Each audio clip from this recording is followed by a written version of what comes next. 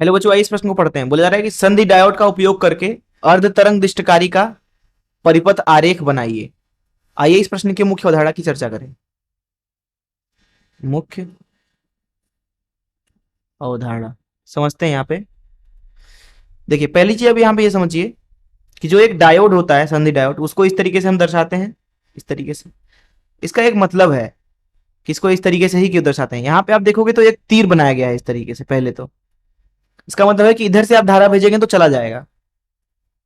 वहीं आप देखेंगे इधर तो एक रेखा खींचा गया है, इसका मतलब है कि इधर से धारा भेजने पे नहीं आएगी धारा, ये दीवार की तरह दर्शा रहा है इसको।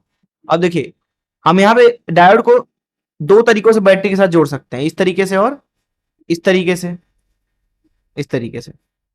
यहाँ पे आप देखोगे तो अगर हम इसको बोल दें ए और इसको बोल दें बी, यहाँ पे भी अगर इसको ए बोल दें इसको बी, तो यहाँ वाली स्थिति में जो ए का विभव है वो ज्यादा है बी के विभव से। वहीं यहाँ पे अगर आप देखोगे तो ए का विभव कम है बी के विभव से। अब देखिए, यहां पर इस स्थिति में धारा इस तरीके से प्रवाहित होना चाहेगा, उच्च विभव से निम्न विभव की ओर। तो ये जो धारा है यहाँ पे ये शून्य नहीं होगा। वहीं यहाँ पे धारा इस तरीके से प्रवाहित होने की कोशिश कर रहा है, लेकिन डायोड का गुण ये है कि ये इधर से धारा प्रवाहित होने ही नहीं देगा।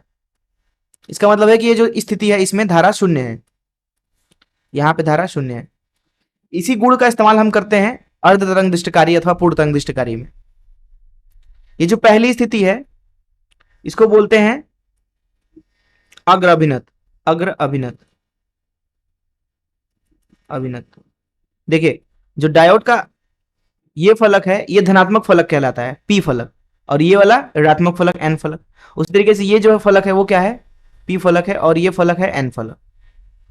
तो जब पी वाला फलक उच्च विभव पे हो, एन वाला निम्न विभव पे हो, कम विभव पे हो, तो वो अग्र अभिनत है।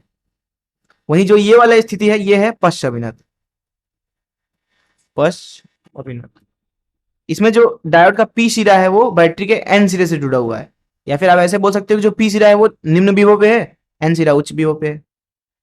अब देखिए एक चीज यहाँ पे कि जो अर्ध तरंग दिष्टकारी होता है, यहाँ पे बनाते हैं, मान लीजिए ये अर्ध तरंग दिष्टकारी को दर्शाता है, अर्ध तरंग दिष्टकारी, मान लीजिए अर्ध तरंग दिष्टकारी को दर्शा रहा है।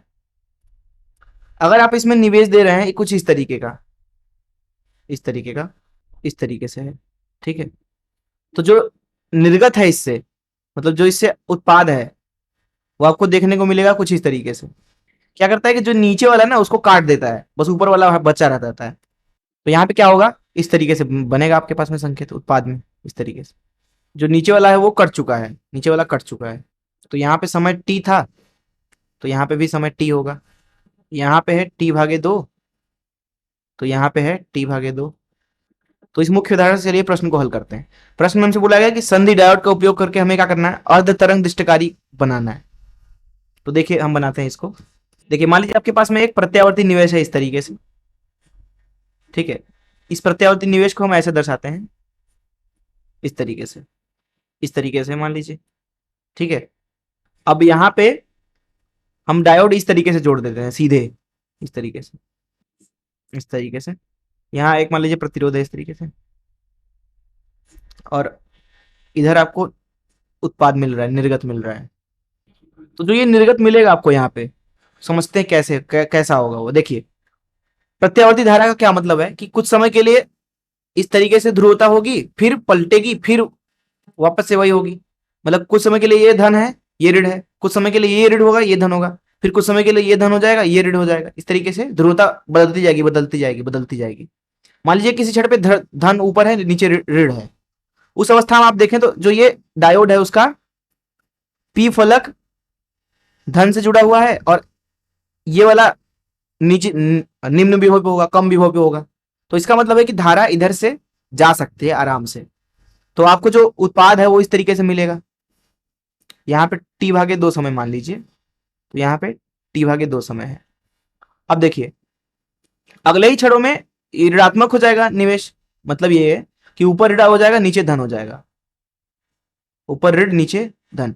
अब देखिए, इस अवस्था में जो धारा है वो इस तरीके से आने की कोशिश करेगा, इस तरीके से, पर डायोड का गुण है कि ऐसा होने नहीं देगा वो। इसलिए जब तक ऊपर ऋण है और नीचे धन है, धारा प्रवाहित होगा ही नहीं, मतलब कि उत्पाद आपको शून्य मिलेगा। कब तक? जब तक वो ऋण है, मतलब कि टी समय तक। तो टी समय तक कुछ नहीं मिला, फिर धन हो गया तो फिर से वही मिलेगा जो पहले मिल चुका है, जिस तरीके का, इस तरीके से। फिर नहीं मिलेगा, फिर मिलेगा, फिर नहीं मिलेगा, इस तरीके से आपको निर्गत मिल गया। तो ये हो गया अर्ध तरंग दृष्टिकारी का परिपथ। ये परिपथ है अर्ध तरंग दृष्टिकारी का। इसको मान लो कि आर एल, मतलब कि उत्पादी विभव जहां से लिया जाएगा उसका प्रतिरोध है। तो ये हो गया निवेश, और ये हो गया निर्गत। मैं आशा करता हूं कि आपको इस प्रश्न का हल जरूर समझ में आया होगा। धन्यवाद।